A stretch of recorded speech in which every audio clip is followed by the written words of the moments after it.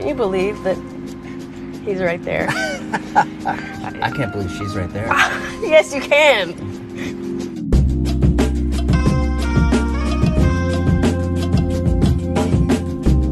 Whenever I hear that somebody is like, oh, she's your biggest fan, you know, I'm your biggest fan, I'm like, sure.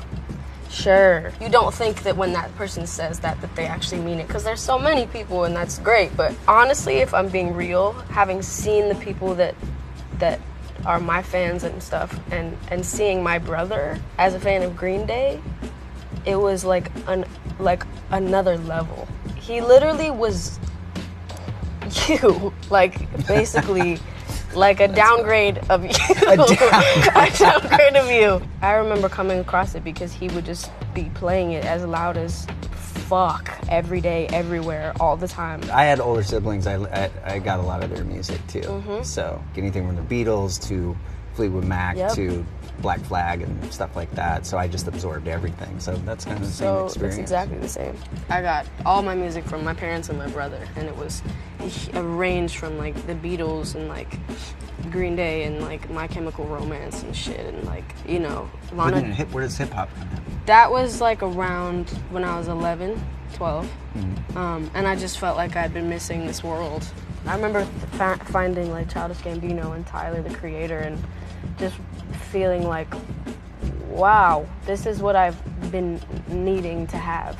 I think it's great because like with all of those influences that are coming from different people, and it's almost like you're part of a generation where music becomes like genre fluid. Yeah. Where it's I can't stand that. Ugh. What's that? Genres. Just like that. Ugh.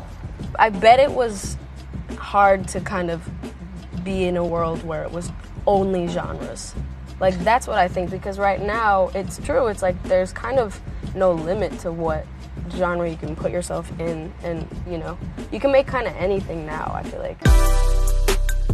I follow Maria McKee, she's this great solo artist. She was in a band called Lone Justice. She posted something about Billie. It was like a festival. You were playing, and then all of a sudden you got everybody to jump at the same time. That's when I discovered you for the first time. And then I was like, holy shit, her fucking music is really good. And then I noticed that her name was spelled with an I-E. I reposted something. I said, does anybody know how I can get this merch? And then... It's the craziest day of my life. He posted this picture of me, and at the time with like a couple of my friends, and I was wearing this bandana that just said Billie. I actually thought it was a fan account for him posting it. Like, oh, I want to get this bandana because it says Billie, and that's the same name. But then I was like, hold on, this is really... This is me, yeah, no. It was him.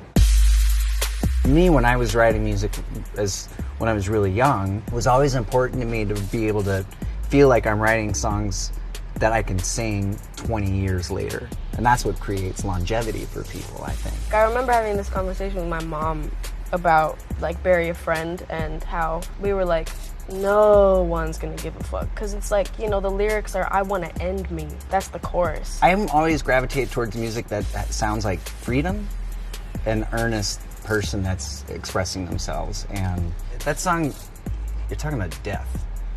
And that's as real as it gets. Just like the lyrics were very real.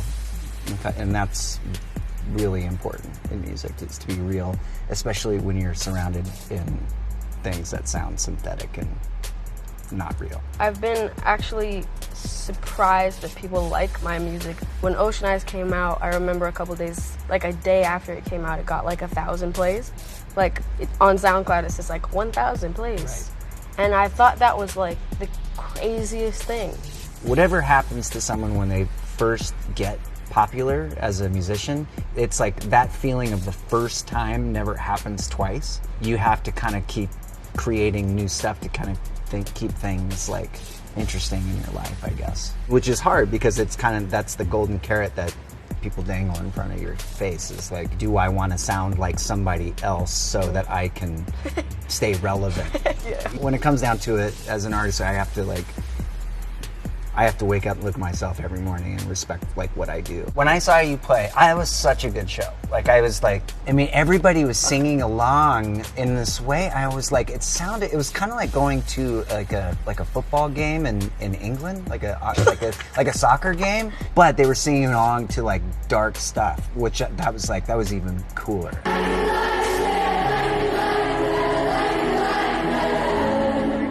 I had never been more conscious of myself during a show than knowing that Billie Joe Armstrong was in the crowd. Were you really? I'm sorry. No, it was like, it wasn't bad. I just didn't realize that I had never felt so like, oh my, like, I don't know. That was a great show. Thank you. Yeah, it was good. Thank you for coming to it. Yeah.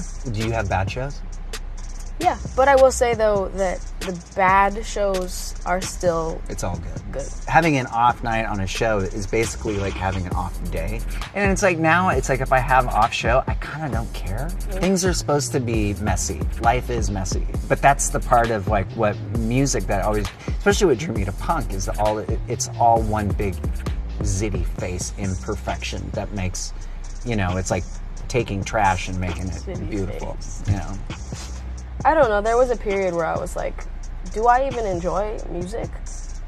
You know, traveling and being alone all the time, never seeing anyone, and then even when you come back, like everyone's kind of moved on from you. They don't forget about you. Obviously, everyone sees you and, you know, they see what you're doing out there, but they kind of forget what it's like to have you in their lives. It's like you go out on the road and your life is just all about like traveling and playing gigs and then all of a sudden you get back home and you see when things really change.